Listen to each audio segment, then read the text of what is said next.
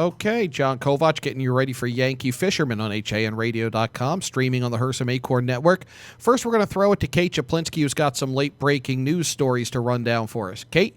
Thanks, John. Well, John, Ridgefield schools were put in a soft lockdown stay-put mode this morning after a suspicious person was reported possibly carrying a gun.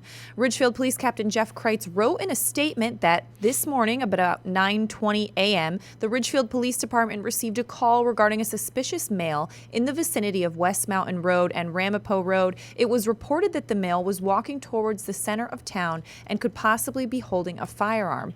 Kreitz said officers were immediately dispatched to the area and the superintendent's office was notified. As a cautionary measure, Veterans Park Elementary School as well as Ridgefield Academy and St. Mary's School were immediately placed in what police called a soft lockdown stay put while the investigation was ongoing. Kreitz said officers did a thorough check of the area. However, they were unable to locate the reported individual. Officers also spoke with numerous people in the area, none of who reported seeing an individual who matched the description that was given by the caller. For updates on that story, you can go to theridgefieldpress.com. In Milford, police are investigating a report of a missing person. Paula Lynn D'Onofrio, who's 46 years old, was last seen leaving her Beaverbrook residence on May 29th. D'Onofrio is described as a white female, about 5 feet 5 inches tall, 175 pounds, brown hair with blonde highlights and green eyes. She was last seen wearing a gray hooded sweatshirt and gray sweatpants. D'Onofrio was driving a 2003 Saab Model 93 color gray bearing the Connecticut registration plates 9A-TNA-1. Anyone with information regarding D'Onofrio's whereabouts can contact the Milford Police Department at 203-878-6551. In other Milford news, a man with a knife invaded a Milford home early Wednesday morning, prompting police to remind residents to keep windows and doors locked for safety. The home invasion happened at Calf Pen Lane residence and was reported around 3:20 in the morning after noises woke the resident, who found a man going through personal belongings. The intruder pulled a knife when the resident tried to restrain him. He then fled. Police are looking for a thin man who is around 5 feet 6 inches tall and 20 to 30 years old. Police are reminding residents to keep windows and doors locked, use their home security features, and report any suspicious activity to the police department, who said they will be notifying area residents through Milford Alerts on the mass notification system. John, in more lighthearted news, Connecticut strawberry growers are predicting a robust crop as the season begins in earnest this weekend, despite harsh winter and a dry spring. At Jones Family Farms, Terry Jones is entering his 51st season of growing berries at Jones Farms. The farm is in the city's White Hills section, and it opens to the public today, Thursday, June 4th, for the Pick Your Own operations. It is currently 61 degrees and partly cloudy in Shelton. HAN News Time is 1:07. Hersam Acorn newspapers, publishers of the Greenwich Post, New Canaan Advertiser, the Darien Times, the Ridgefield Press, the Weston Forum, the Wilton Bulletin, the Reading Pilot, the Lewisboro Ledger, the Monroe Courier, the Eastern Courier, the Trumbull Times, Fairfield Sun, Shelton Herald, the Stratford Star, the Milford Mirror, and the Valley Gazette. Hersam, Acorn, and HANradio.com. The leader in local news, sports, arts, and entertainment in southwestern Connecticut. I'm John Kovach. I'm a newspaper editor. I'm a radio announcer. I'm a high school football coach.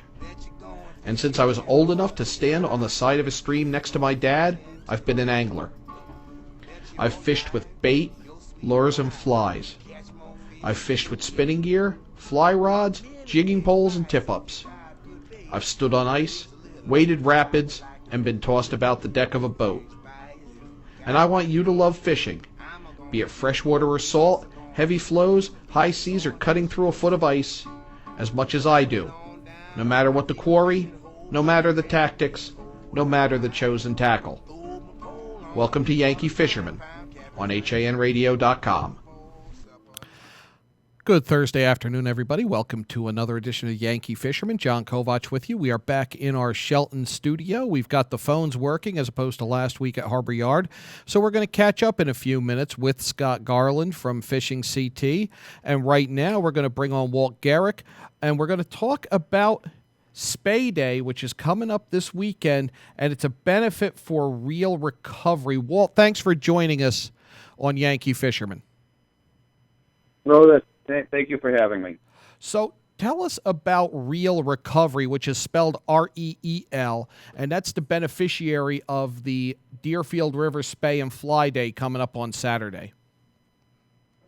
It is. It's a national organization that accepts men into this group to take them to retreats. They're either dealing with cancer, they could be recovering from cancer, and it's not just about fishing and getting outdoors. It's about all these gentlemen that are stricken with this nasty disease to talk about it and to bond and to enjoy the outdoors a little bit more, and just to get a better outlook on life for whatever it may be for them.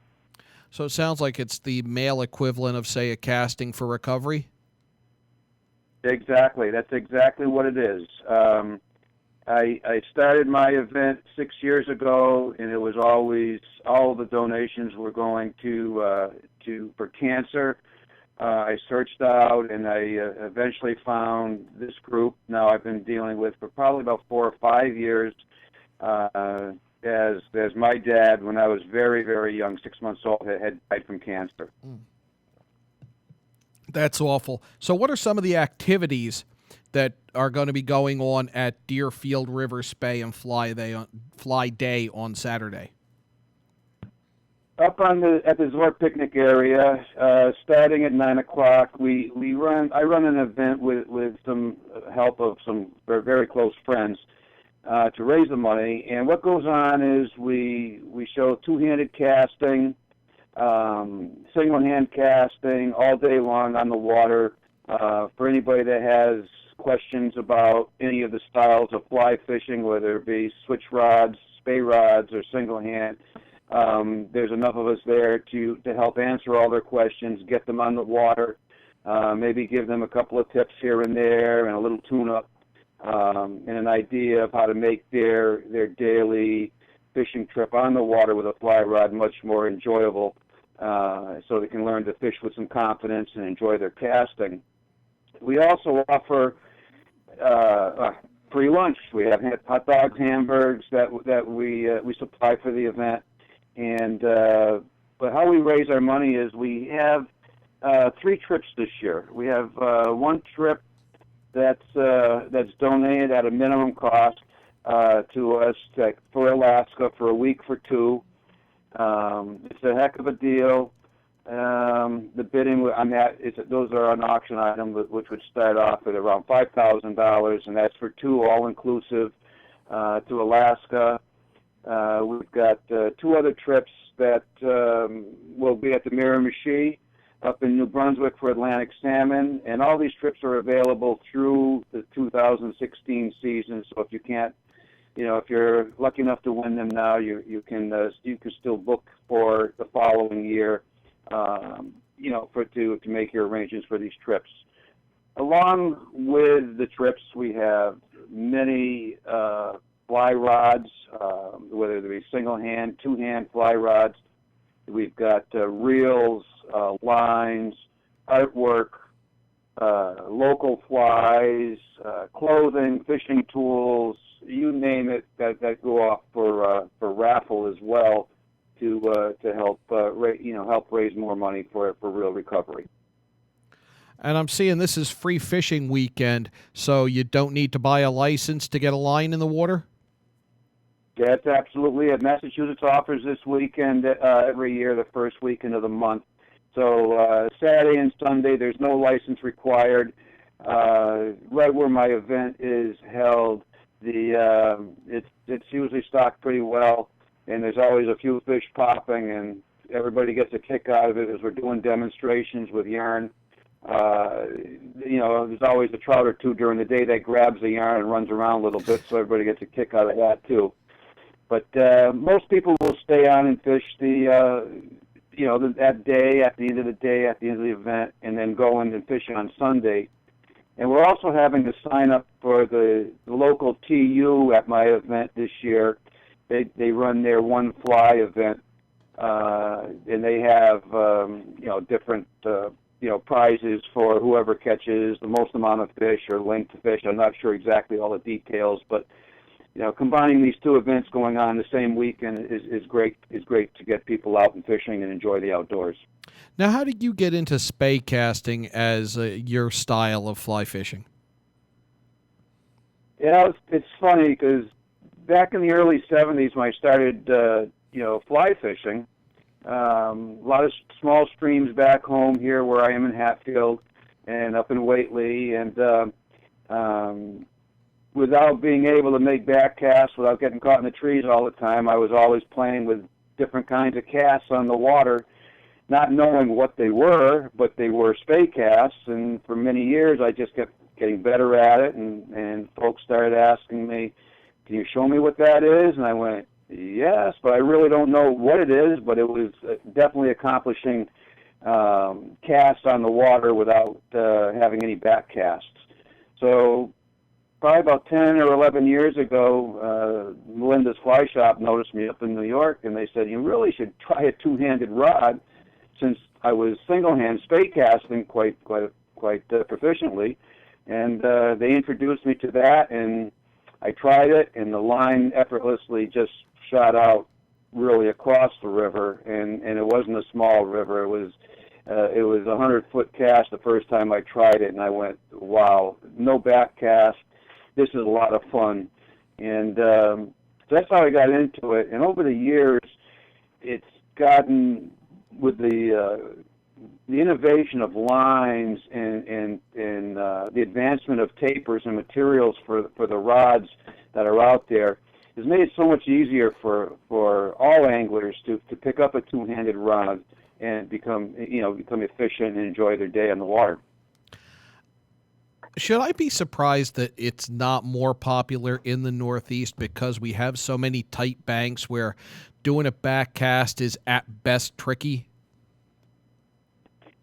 Yes, I'm quite surprised because learning the two-handed cast, whether it be switch or spey, it's going to make all fly anglers a much better caster with a single-handed rod. Because you have to understand the dynamics of the rods and loading points, anchor points. There's a series of items that you need to understand much better than you do with the two-handed casting versus the single. As soon as you go to single and you understand those other techniques, it's going to put more distance and make your single-hand casting easier and put you into tighter quarters on any river. It's quite surprising that it's not picking up here more in the Northeast. It is growing. It's a growing sport, and some folks will say, well, it's kind of a fad, and I went, it's not a fad, and others that once they get involved with it, they realize it's not a fad. It's something that can make their fly fishing experiences last longer and just create a much more fun environment for them outdoors, because they're able to cover water that can't be reached with a single-handed rod. Yeah, it's definitely not a fad, and it's definitely something that you're seeing a lot more, like you said. And when you said it, it dawned on me. It's like something I knew existed, but it used to be, if you saw it, and you knew you were watching somebody in Scotland or somebody in Iceland or somebody using old school equipment that they might have had, that it might have been passed down to them. And now I think we're seeing a lot more in terms of the switch rods, the one-handed, the two-handed spey, and that really becoming its own branch of fly fishing. And it's really, I think, only in the past few years that we've seen this, no? I lost you.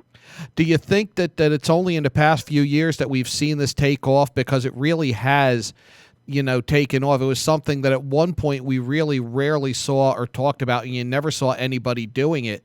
And now there's a lot of guys talking about it, and I just can't put my finger on when and why it took off. Yes, when you said over the past few years is where it's starting to take off, you're right. In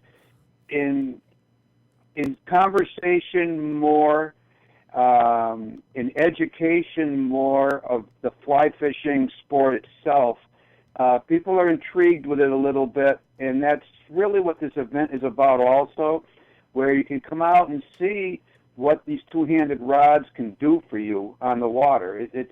And anybody can do it. I mean, they're very easy casts, and the really nice thing about these casts are everything is done so slow and so effortlessly because the rods and the lines are designed to do all the work. So you'll end up falling in love with your casts at times throughout your day of fishing. And if you catch a fish or two, well, that's great. But you're always making that cast a little better. You're working on your technique and trying to make it as easy as possible on your body. So it really makes the fly fishing day just cruise right by. And that's what people are starting to see. They're starting to break away from the single hand, saying, I want to learn something a little more. I want to be able to advance my sport a little bit and open up the areas of fishing. So if I need a longer cast, I can get there with the fly.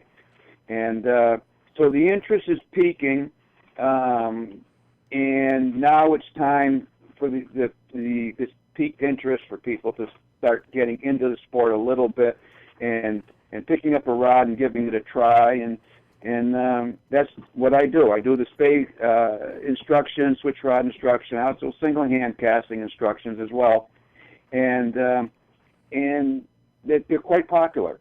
They're quite popular, and it's not only for freshwater, but it's also for saltwater. That was a question I was about to ask. Oh, okay, all right. So great minds think alike. Scary. The saltwater, there's areas where you can do your traditional spade cast and switch cast, two-handed casting, by using the water as your anchor points. But there's also, whether it be tidal waters moving in and out as if they were rivers, but you can use these longer rods, the two-handed rods, with a different line design on them and cast overhead and shoot 90 feet of line, not including your head. So you could be doing 100, 20, 30, 40 feet of cast overhead effortlessly with these longer rods because of the amount of leverage and the power that's generated and line speed that's generated from the use of the bottom hand on these rods. The rods are so long, you're talking 100-foot casts, but you talk leverage. Is leverage the key to making a good spade cast that's not going to leave you exhausted after a half dozen casts? You're right on, John. It is definitely the leverage of these rods. You're doing very little motion. It's not a long stroke. It's not a hard stroke with your bottom hand. And it's not a push with your top hand as it is with a single-handed rod. It's a very fluid motion. As you feel the rod get heavier with your bottom hand, you apply more pressure to keep that stroke going through, and your top hand is creating the pendulum point. And with use of the body rotation, which many people, even in single-handed, they don't use the body. They don't want to dance with their rod, and they're doing so much more work with their arms. Where I like to instruct with I like it easy. I want to be able to go out and cast day after day as we do for Atlantic salmon fishing, and not be tired. I want to be able to go out and know I can cast the next day for 8 hours and not have a problem with fatigued arms or hands. And spay casting allows it because of the rod and the line balancing doing all the work for you. And there's different kinds now. You've got explain the difference between a regular spay rod and a switch rod. The real only difference between a spay rod and a switch rod is the length. We consider a spay rod from 13, even from 12 feet up is really a spay. And then underneath that, 12 and under, we call it a switch rod. They perform the same. The casting motions are the same, but the only difference between, even though they're the same, they're going to be a little bit shorter, because the shorter the rod, the shorter the stroke, the shorter forward cast, the shorter motions bringing the lines around, and the heads of the lines are shorter. The longer the rods, the longer the bellies, and the longer the tips on the lines. And all this will be explained to those who make it to Deerfield River Spay and Fly Day. They'll be able to try out different casts with different types of rods and get some lessons? Oh, yes. Everybody will get a chance to pick up. I'll have probably a dozen or more rods, set up with appropriate lines and reels, ready to go on the water. And there'll be somebody there we're not going to be able to actually give them a lesson, but we can give them a little bit of an idea of what it's about and show them some basics and see where they want to take the sport from that point. So you can try out rods. It's a benefit for reel recovery. There's going to be food. There's going to be auctions and raffles. A little bit of fly tying, and it's a different sort of fly that you're throwing when you're spay fishing, correct? For trout, not really. For trout, we're using soft tackle wet flies or traditional wet flies. When you're using for like a 4 or 5 weight, 6 weight rods, whether they be switch or spay, you can also dry fly fish with them. It takes a little bit more, but that's, we're able to do it, and we're able to teach that as well. When you get into your larger fish, like your salmon, steelhead, we're using more of we try to use more of a traditional style type spay fly, which is a sparsely tied fly. They're quite pretty, and in a specific hook, so it's not going to have a lot of resistance in the water and in the air while you're casting it, because the longer the lines, we need to have a little bit light fly, even though I'm not saying light where it won't sink, but light where it's not going to absorb and have a lot of water resistance to it, and we don't want it to absorb water. So there are some differences in flies, and we're going to have some fly tyers there as well, doing some wet flies, doing some spay flies. So anybody interested in that end of it can also be talking with them as well. All right, and that is Saturday, June 6th. It's from 9 a.m. to 3:30 p.m. It's at the Zor Picnic area, which is on the banks of the Deerfield River. What town's that in, Walt? That's that's a good question. I think we call it Charlemont. That's right. Yeah, I was hoping for you to pronounce it because I wasn't going to butcher it on the air. Funny. So it's easy to find. Anybody familiar, if you're familiar, if you on the website, if you go to the Deerfield River Spay Day from my Spay Doctor website, you'll find the map on how to get there. It's you can plug in where you're at, and it'll show you where it is right up on the Deerfield. And the other great thing you'll find is how to get in touch with Walt. He does lessons. Go learn this. It's something I've thought about taking up, and I'm hoping at some point to. Well, thanks for doing this for Real Recovery. We all know somebody who's been touched by cancer. To give men a chance to get out there that they might not otherwise have. Great cause there, and it just sounds like a great style of fishing that's catching on. That's Deerfield River Spay and Fly Day, Saturday, June 6th, 9 a.m. to 3:30 p.m. SpayDoctor.com for the information. Walt Garrick, the Spay Doctor, thanks for joining us on Yankee Fisherman. Thank you very much, and thank you for your support for Real Recovery. When we come back, we're going to talk about fishing law enforcement, and we're going to talk about fishing CT with Scott Garland. You're listening to Yankee Fisherman, presented by the Dock Shop on HANradio.com, streaming on the HAN network. The long winter is finally astern. Bait is invading the harbors, coves, and inlets. Stripers, fluke, and porgies are on the move. In the streams and lakes, trout, smallmouth, largemouth, and walleye have moved out of hibernation. At the Dock Shop, it's all systems go. And now in 2 locations, 51 Tokenique Road, Darien, and their newest location at 609 Riverside Avenue in Westport. Bait, tackle, apparel, and of course, all the marine and nautical accessories that they're known for are ready for you at the Dock Shop. Boater, beach bum, fisherman, or simply love the New England coast, this is a unique place to shop. The Dock Shop, 51 Tokenique Road, Darien, 609 Riverside Avenue, Westport. Visit us at dockshop.com. Alliance. We are an industry leader in coordinating transportation for large events such as corporate road shows, conferences, and special events. Our team of experts understands the dynamics and logistics of high-pressure situations and complex arrangements, all within a rapidly changing environment. Since 1999, we have added charter jets, event management, and personal protection to our range of services. Mention this ad for $25 off your next round-trip reservation. Alliance and you. Together, we can achieve the extraordinary.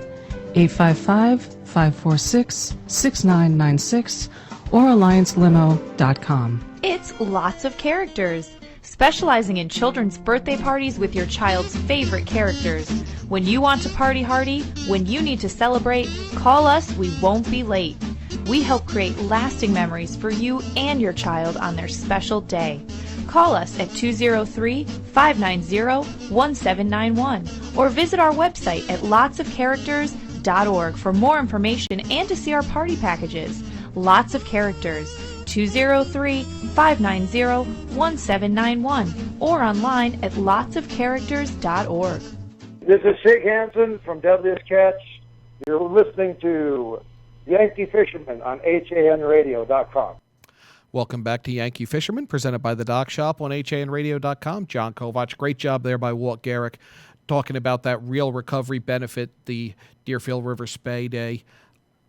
Get to that if you can. I really look forward to seeing Walt again. Met him up at the Deerfield Fly Shop when they had its grand opening. Another friend of the show joining us now, that's going to be Scott Garland. We talked to him just before we came on the air. Scott got to spend a day recently with one of the NCON officers that's out there enforcing the state's game laws, and fishing CT, as we talked about last week from the ballpark at Harbor Yard. Last weekend had its giveaway, and they're looking at some ways that you can help by donating old gear to get kids fishing, some new programs, some ways to teach kids, some good stuff. This is a conversation we recorded with Scott a little bit earlier this afternoon.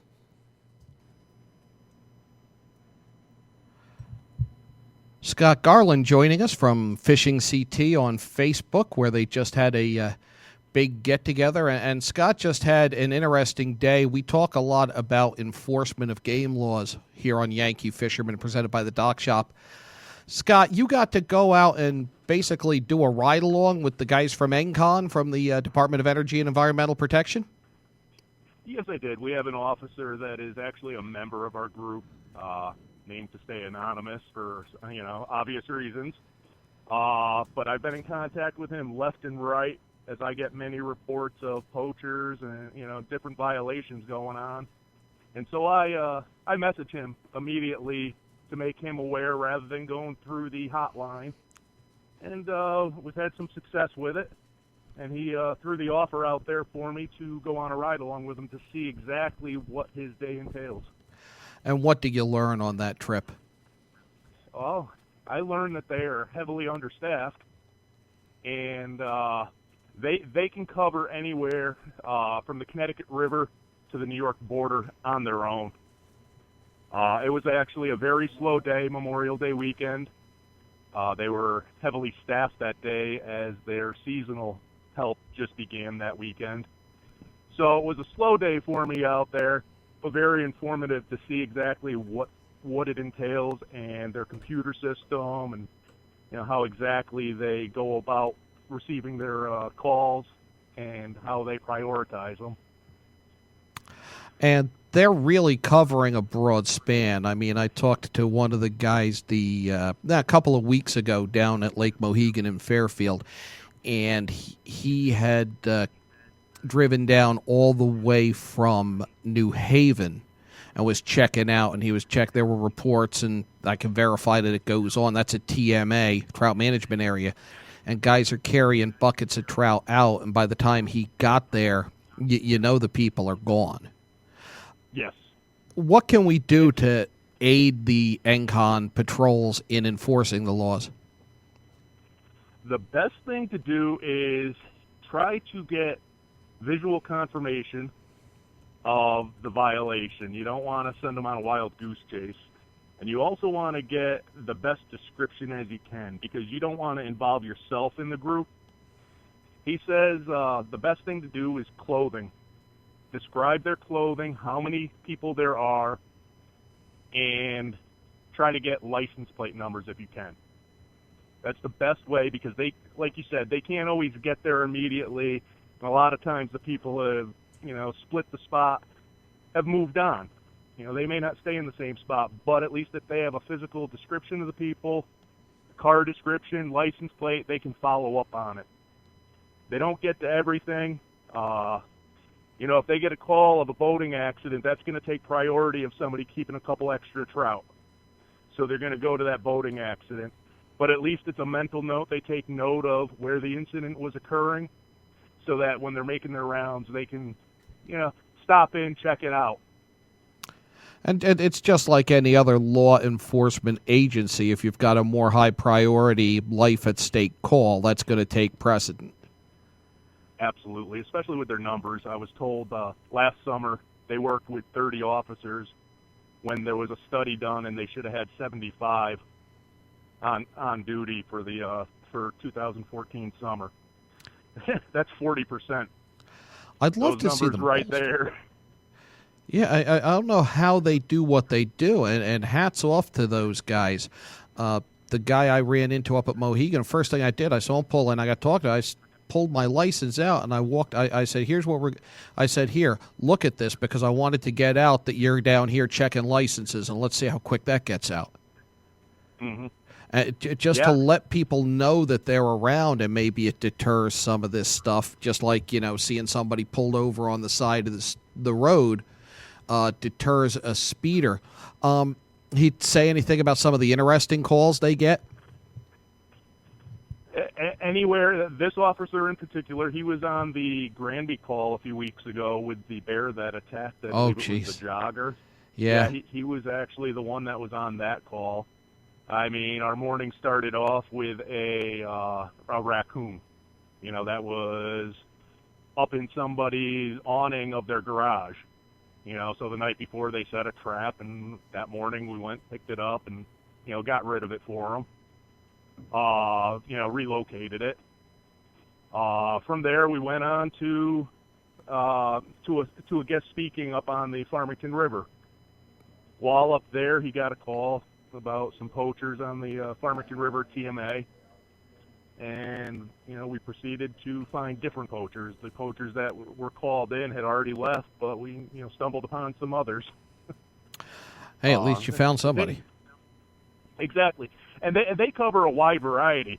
State parks and campgrounds like that, they cover those, so they get domestic calls when people are out camping and drinking. A lot of times those don't mix well when they're out drinking all night. So they get domestic calls, they get the wildlife calls, your fishing, your fishing and game calls.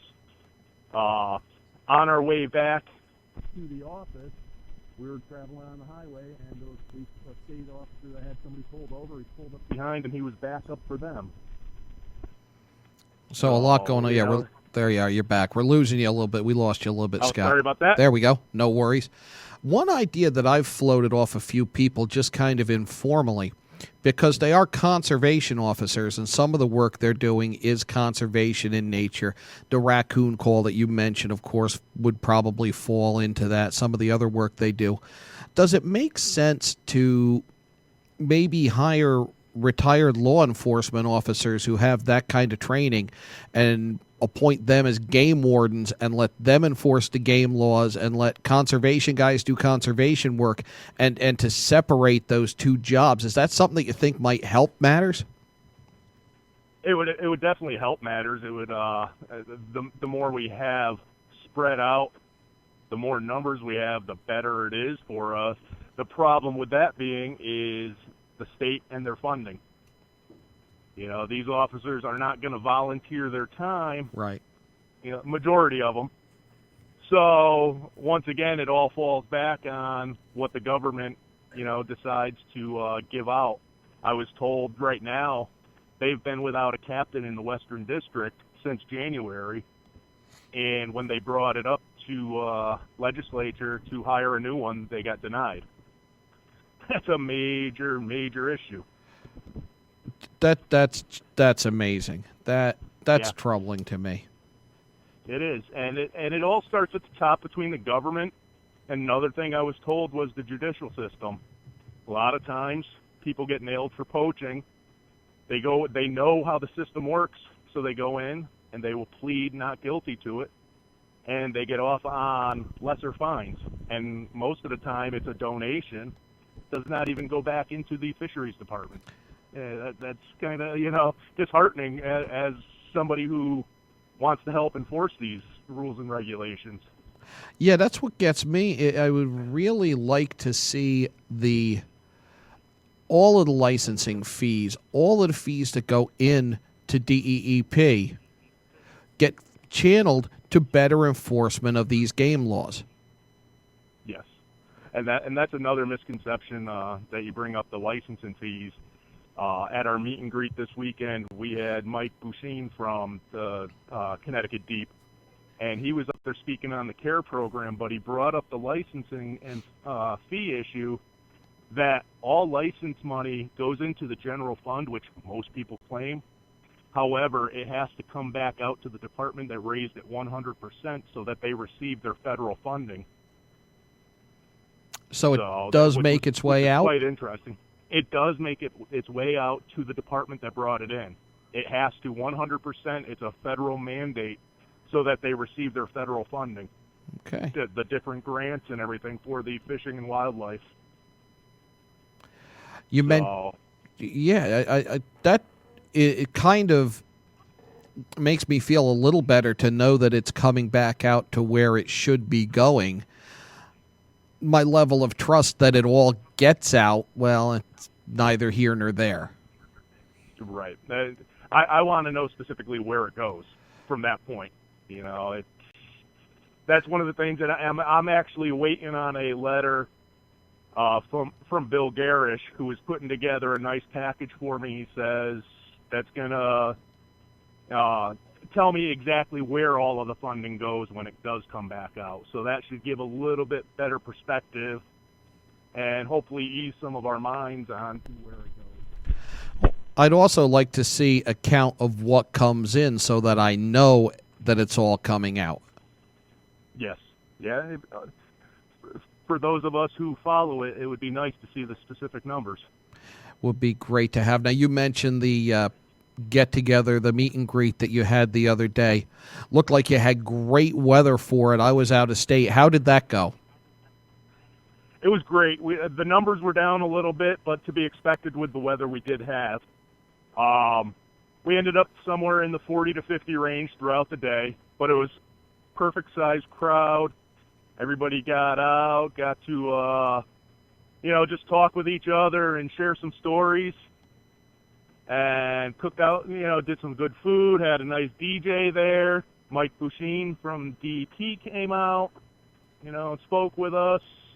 It was very nice, Great getting people out there. We had a few people stop in, just wanted to introduce themselves to us, which was nice. Came up, how you doing? Just wanted to stop in, don't have time to stay, and that's what it's all about, putting an actual voice and face with the people we talk to online. Yeah, I mean, that's important, and I know I appreciate the welcome that I received when I got to the one I believe was last fall up in Meriden, and I want to get to another one because it's such a resource for fishing in the state of Connecticut. You guys still collecting goods to help get kids started fishing? We are. We're collecting used goods. I actually had a middle school from Hartford reach out to me about a month and a half ago, and they're looking to get an intramural program going for some of their kids, and so they asked for our help as well.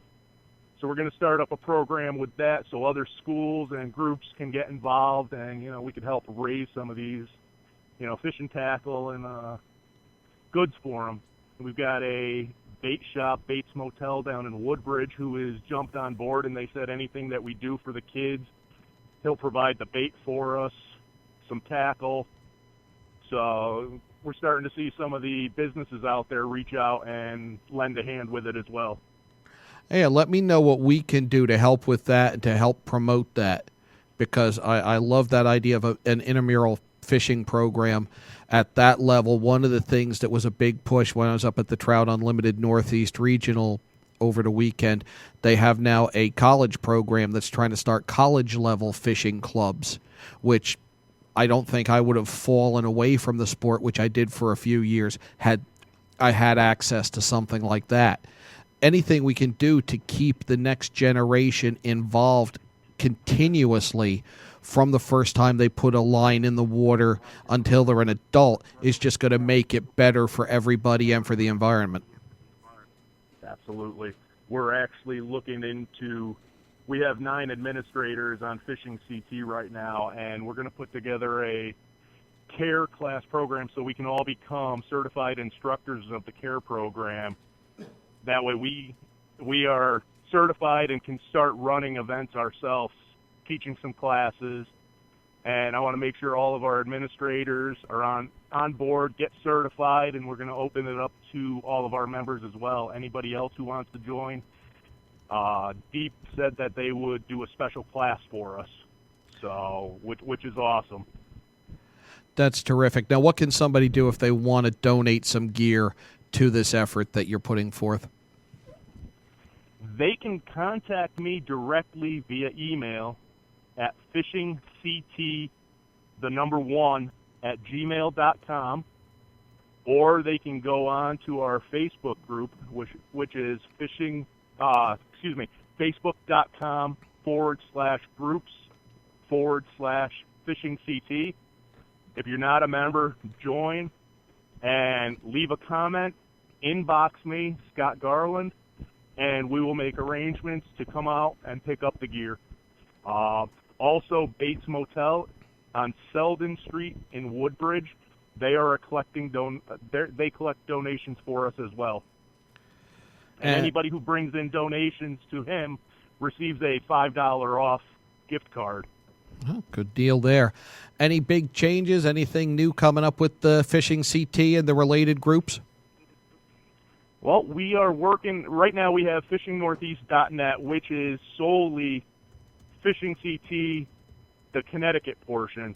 We are hard at work, hopefully within the next couple weeks, of launching the home site, which will be all of the Northeast. New York and then all of New England will each have their own section of the website, and we can start compiling everything from all these states and getting it all into one place to help share the knowledge and,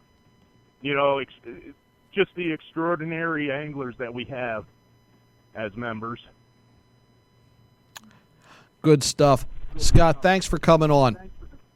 John, thank you very much. I appreciate it. You have a good day now. You too. We'll talk to you soon. Scott Garland of Fishing CT on Yankee Fisherman, presented by the Dock Shop on HANradio.com.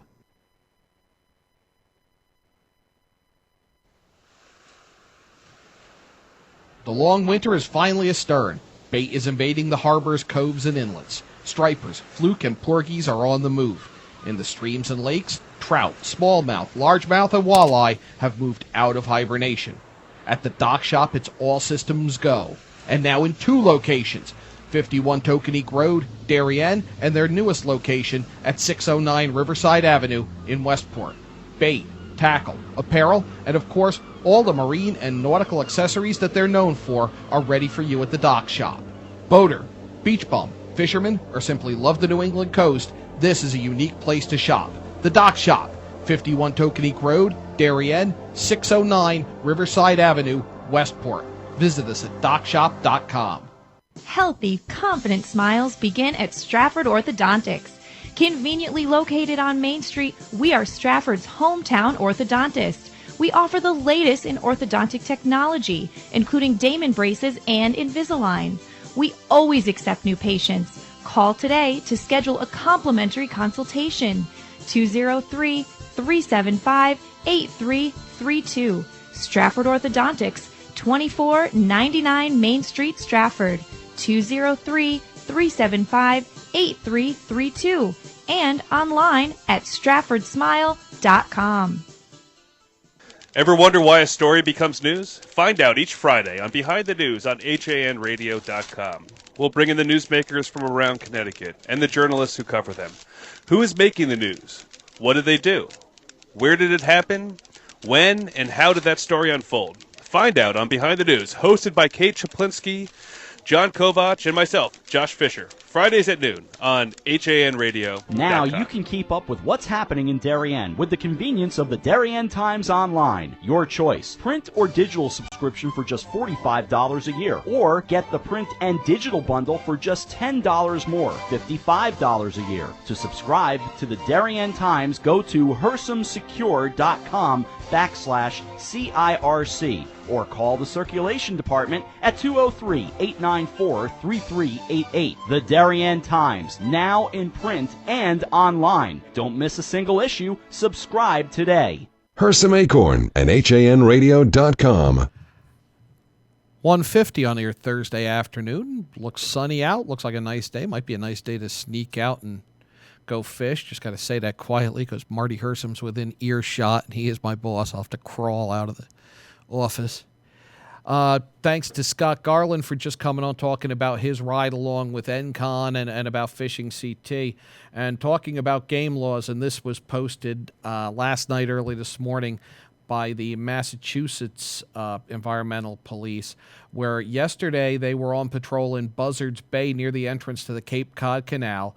They came upon a vessel with 2 people on it, checked. Only one of them had a valid saltwater fishing license. Okay, that's not all that uncommon. But they also saw what they thought was a large quantity of black sea bass and suspected that the fishermen on this boat were over the legal limit of 8 black sea bass. So they checked the boat. The fishermen had with them 214 black sea bass that were 79 of those were undersized. Keep it up. The limit was 8. They had 214. The fish and their gear were seized. Criminal charges filed against both fishermen. They were not, and I hate calling them fishermen because they're not. The food was donated to charity in New Bedford, so good job up in Massachusetts. They've had a couple of major busts up there. The word you're looking for, John, is poachers. Poachers is probably a good one. I think that's when you're up that high. And they've had a couple of those arrests, Don, up in Massachusetts, where hundreds of black sea bass. Hard to make the argument that you lost count. When the limit's 8, when you're 130 over the limit, yeah, that's... Geez, I thought you were throwing him back. Yeah, I knew we'd had a pretty decent day, but no, I had no idea, officer. Awful. Good news out of Bridgeport today, where Mayor Bill Finch joined State Rep Steven Staffstrom, and they were at the site of the future Ash Creek pedestrian bridge. This is going to connect Black Rock with the Fairfield Metro Station. It's visible down right at the Fairfield Bridgeport line on Fairfield Avenue. You can see it. The Metro Station there by Chubby's, which is the old Fortuna's Deli, and Ash Creek flows right there. The city of Bridgeport just got a $3.8 million grant from the Connecticut Department of Transportation to build this bridge. It is going to be a 160-foot steel truss bridge. It's designed so that Bridgeport residents can walk to the Fairfield Metro Station to commute. You can commute to Black Rock shops. And also they are going to do some improvements to the Creek Trail, and this is where kind of is of interest to us. There's a 650-foot walkway, greenway type thing along Fox Street, Davidson Street, Canfield Avenue, that area. That quarter mile will become a scenic greenway along Ash Creek. They're going to remove invasive plant species. A lot going on there, and it's all good. Anything you can do for Ash Creek, which dumps into the Sound right there by St. Mary's. That's a fairly important estuary, fairly important waterway for those of us who fish salt water there. Catskill Fly Fishing Center and Museum is having its anglers education classes, and they're going to continue tomorrow, and this would just be a really fun one, and it's something I hope to get out and do someday. From 10 to 2 tomorrow, that's Friday, June 5th, if you're listening to the replay, and I'm sorry if you're late. They are going to have Joe Goodspeed talk about targeting muskie, tiger muskie, and northern pike on fly gear. You need to register in advance, so if you're listening to the show on Thursday, call 845-439-4810 today before they close if you want to register for the Latch Onto Muskies class. That would just be a fun one to get to up there at the Catskill Center Museum. I was up at the Trout Unlimited Northeast Regional this weekend up in Providence filming some shows, and one of the things, and you can see it right now if you're watching on the stream, they've redesigned the logo, and one of the things that they ran into there was they designed the logo, and then the font was available only for a limited time, so they were unable to get the typeface anymore. Joel Johnson talked about this, and we have an interview with him that you'll see in coming weeks. We taped interviews with Joel, who's Chief Marketing Officer, and a number of officials, including TU President and CEO Chris Wood. That trout in the new logo is being promoted as more distinguishable as a trout, livelier, energetic fish. They darkened the blue and the green that have become synonymous with Trout Unlimited. It's a unified font now, and there is a family of logos now. It all ties together, and there's actually room in there that you can put a chapter name in that logo underneath Trout Unlimited and tie everything together with your local chapter. We'll be talking more about that, but a nice new logo for Trout Unlimited there. The American Museum of Fly Fishing has an online auction going on. It started on June 3rd. It's going to continue through the 17th. This is at biddingforgood.com/auction/auction home. You can get it through the American Museum of Fly Fishing site. But they have a number of very cool things, including a Wine of the Month membership, Don. Rods, Costa Del Mar sunglasses. I'm sorry, I stopped listening after wine membership. It's up for bid. American Museum of Fly Fishing. We've had them on. They're good people. They help. They do a great job. Some very nice stuff. You can get that link via the American Museum of Fly Fishing site, which is amff.com. They're up in Manchester, up by Orvis. Hope to get up there sometime soon, and that that could be happening sooner rather than later, I hope, to get up there and do that. All right, we are going to step out for a minute and then come back and wrap up this edition of Yankee Fisherman presented by the Dock Shop on HANradio.com. The long winter is finally astern. Bait is invading the harbors, coves, and inlets. Stripers, fluke, and porgies are on the move. In the streams and lakes, trout, smallmouth, largemouth, and walleye have moved out of hibernation. At the Dock Shop, it's all systems go. And now in 2 locations, 51 Tokenique Road, Darien, and their newest location at 609 Riverside Avenue in Westport.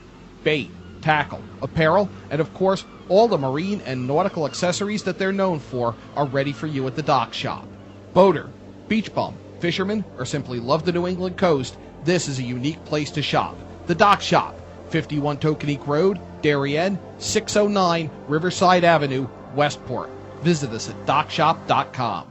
Now you can keep up with what's happening in Darien with the convenience of the Darien Times Online. Your choice. Print or digital subscription for just $45 a year. Or get the print and digital bundle for just $10 more, $55 a year. To subscribe to the Darien Times, go to hersamsecure.com/CIRC or call the circulation department at 203-894-3388. The Darien Times, now in print and online. Don't miss a single issue. Subscribe today. Does advertising on HANradio.com work? Just ask Coastal Orthopedics. They ran spots with us, and within 24 hours they had 21 walk-ins and 8 calls to their new immediate care center. To advertise on HANradio.com, call 203-417-5199 and ask for Marianne Hersam. Hersam Acorn and HANradio.com. That's going to do it for this edition of Yankee Fisherman. We will be back next week. We will be starting to delve into the Northeast Regional Meeting of Trout Unlimited, some of the projects by volunteers, etc., that were discussed there. Tomorrow, Friday, we'll be back with the full lineup of HAN shows. The Drive with Denise at 10, Coffee Break at 11, Behind the News at 12, Radio Arts and Leisure at 1. And keep an eye on your HAN sites. We will be doing some games this weekend. Till then, get out fishing. Tight lines.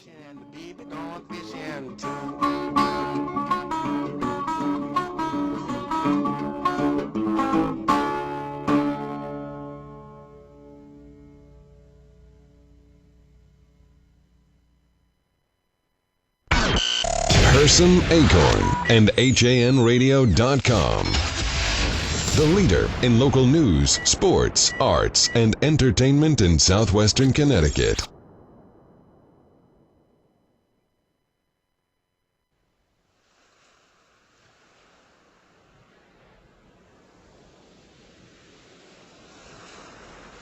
Yankee Fisherman is presented by the Dock Shop. Boater, beach bum, fisherman, or simply love the New England coast, this is a unique place to shop. The Dock Shop, 51 Tokenique Road, Darien. Visit us at dockshop.com. Want to get in touch with HAN Radio? You can find us on Twitter at Hersam Radio, on Facebook at Hersam Acorn Radio, or email us at radio@hersamacorn.com.